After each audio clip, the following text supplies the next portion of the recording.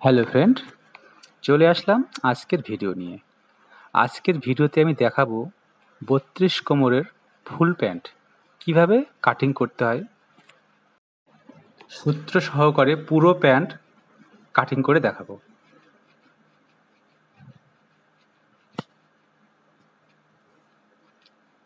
একটা কাপড় নিয়ে নিলাম।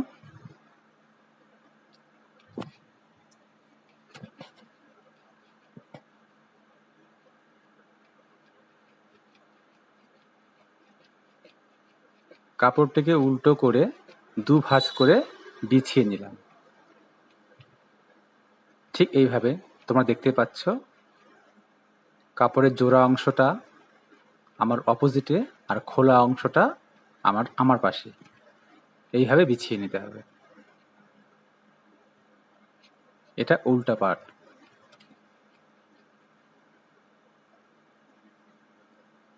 প্যান্ট কাটিং একটু কঠিন, তোমরা কষ্ট করে মনোযোগ সহকারে বুঝে নিও।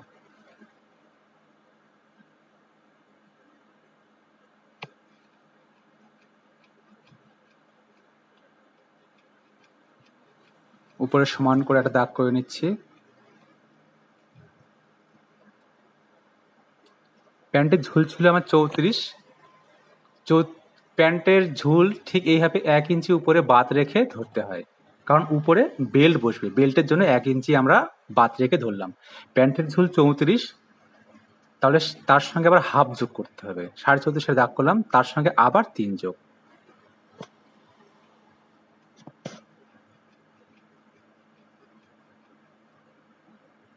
উল্টা পাশেও তাই।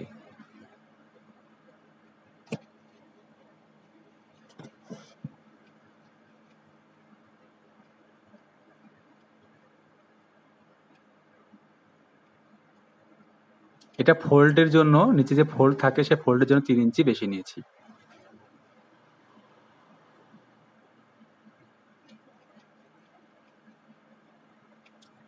এবার হাই নামাচ্ছি। হাই আমার 24। 24কে 3 দিয়ে ভাগ করব, তাহলে 8 হচ্ছে, তার সঙ্গে আবার 1.5 যোগ। মোটামুটি 9.5 নিয়ে নিচ্ছি। একটু বেশি বা একটু কম নেওয়া যায়, কোনো সমস্যা নেই।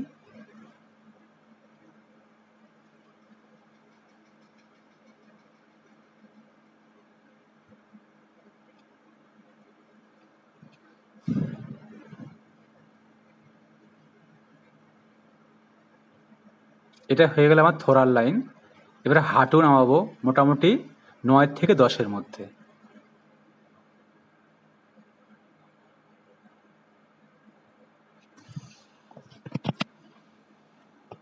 সমান করে দাগ করে নিচ্ছি। প্যান্টটা ফিটিংস হবে, তাই ফিটিং শেপ দিয়ে নিচ্ছি।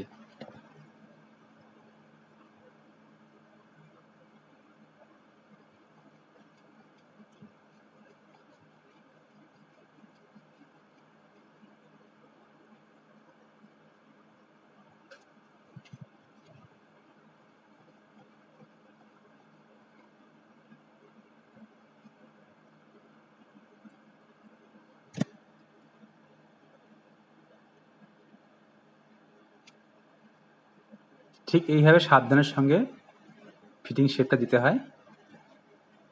এবার থোড়া ছিল আমার 22। 22কে 2 দিয়ে ভাগ করতে হয়, মানে থোড়াকে 2 দিয়ে ভাগ করতে হয়। 22কে 2 দিয়ে ভাগ করলে হচ্ছে আমার 11। 11 নিয়ে নিচ্ছি। তার থেকে মোটামুটি 1.25 ইঞ্চি ভেতরে একটা দাগ করে নিচ্ছি, যেখানে চেন বা চেন পটিটা বসে।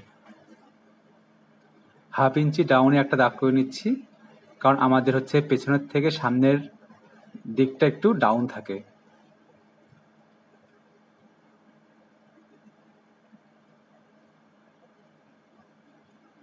একটু ক্রস করে দাগ করে নিচ্ছি, যেহেতু ফিটিংস প্যান্ট হবে। এবার কোমর ছিল আমার 32। 32 4 দিয়ে ভাগ করতে হয়, তাহলে 8 হচ্ছে। আর 1 ইঞ্চি সেলাই মার্জিনের জন্য, তাহলে মোট 9 নিয়ে নিচ্ছি।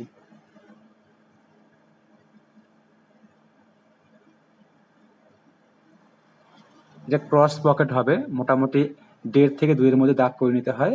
আর নিচে 7.5, 7 থেকে 7.5, 7 থেকে 8 নিলেই হয়।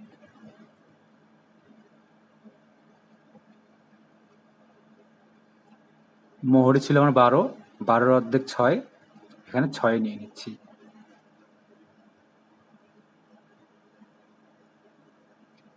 এবার এটা ফিটিং শেপ দিয়ে নিচ্ছি।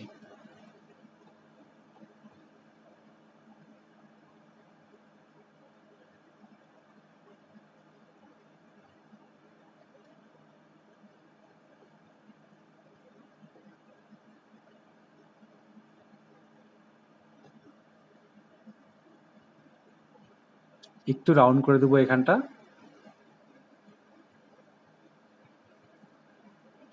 এবার এটা কেটে নিচ্ছি।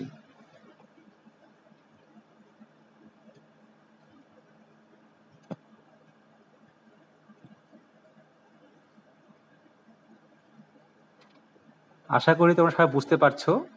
যদি বুঝতে সমস্যা হয় আমাকে কমেন্ট করে বলতে পারো। আমার ভিডিওগুলো যদি ভালো লেগে থাকে তাহলে চ্যানেলটিকে সাবস্ক্রাইব করে রেখো, তাহলে পরবর্তীতে তোমরা আরও এই ধরনের ভিডিও দেখতে পাবে।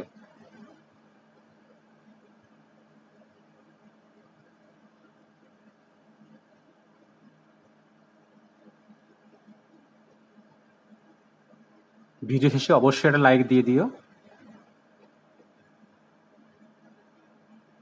পকেটে এখানটায় পয়েন্ট করে রাখলাম। এটা হলো আমার সামনের পার্ট। এতক্ষণ যেটা করলাম সেটা সামনের পার্ট করলাম, এখন আসবো পেছনের পার্টে।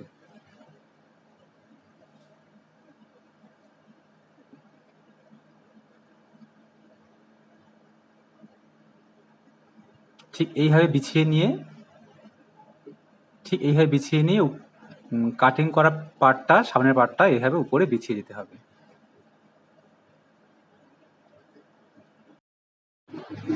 সামনের পার্টে 1/2 ইঞ্চি বাদ দেওয়াটুকু পেছনের পার্টে আবার এসে যোগ করে নিচ্ছি। যে ডাউন করেছিলাম সামনের পার্টটা সেটা আবার এখানে এসে যোগ হয়ে যাচ্ছে। এই মার্জিনগুলো ঠিক এইভাবে দাগ করে নেব।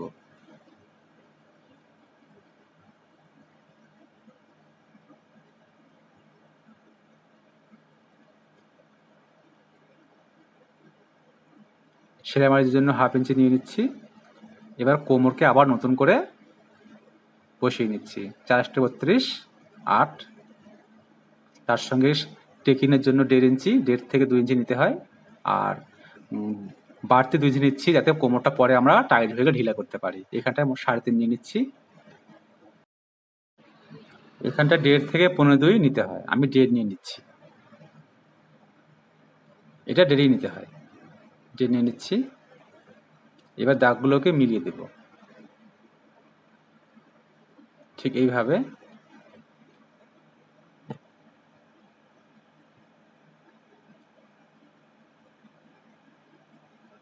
ফিটিং শেপ দিয়ে নিচ্ছি।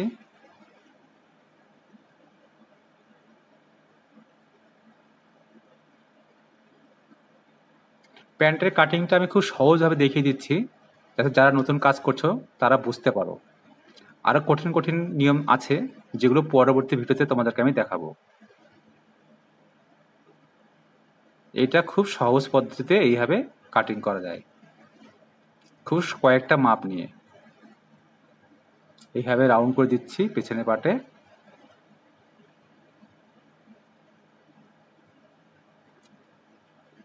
এবার এটাতে কোনো কাজ নেই, এবার এটাকে সুন্দর করে কেটে নিতে হবে।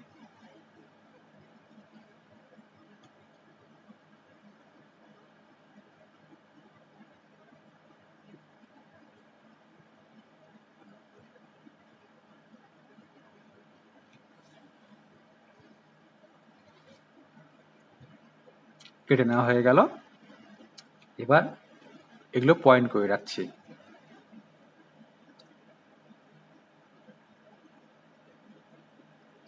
আজকের ভিডিওতে শুধুমাত্র কাটিং দেখালাম, এরপরে দেখাবো কিভাবে প্যান্ট তৈরি করতে হয়।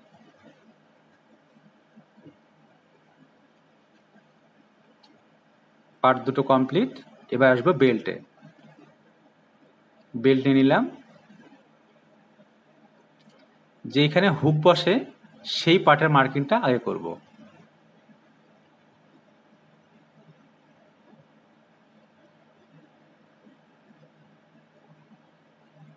এটা আমাদের বাঁ সাইডে থাকে। এটা হচ্ছে 3 ইঞ্চি নিচ্ছি, 3 ইঞ্চি নিলাম, তারপরে আবার 3 ইঞ্চি মানে 6 দাগ করলাম।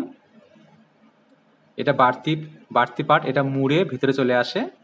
এবার এইখান থেকে যেখানে 6 হলো সেইখান থেকে কোমরে যা মাপ সেটাকে 2 দিয়ে ভাগ করতে হয়। 32 অর্ধেক 16, 16-র সঙ্গে আরো 2 যোগ, যেটা বাড়তি রেখেছিলাম পরে ঢিল করার জন্য। এবার যে লুপ বসবে সেই 16 পরে মোটামুটি 1.5 থেকে 2 ইঞ্চি ভেতরে, আর এইখান থেকে 4.5 ইঞ্চি ভেতরে, এগুলো লুপ পয়েন্ট, এখানটা লুপ বসবে। আর এইখান থেকে ওই যে দাগটা হলো সেখান থেকে 2 ভাগ করে যাওয়া হবে, সেটা মোট 3টা হলো লুপ, আর ওই পার্টে হবে 3টা, মোট 6টা লুপ বসে। এবার আরেকটা পার্ট বের করার জন্য এটাকে শুধু ভাঁজ করে এইভাবে ভাঁজ করে নিতে হবে। ভাঁজ করে নিয়ে যেখানে যেখানে পয়েন্ট করলাম কলম দিয়ে, ঠিক সেখানে সেখানে এইভাবে একটু কেটে কেটে নিলেই আমি সেই পয়েন্টগুলো পেয়ে যাব।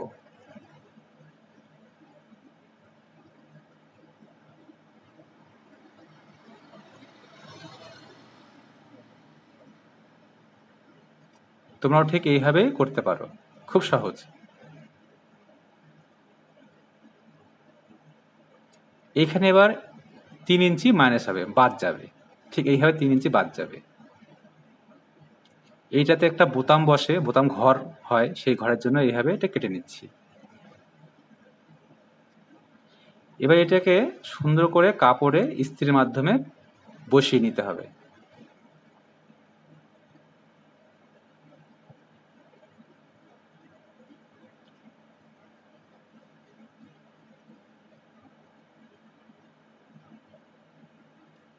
এটা বসানোর ভিডিও আজকে আমি দেখাচ্ছি না, অন্য কোনো একদিন দেখিয়ে দেব।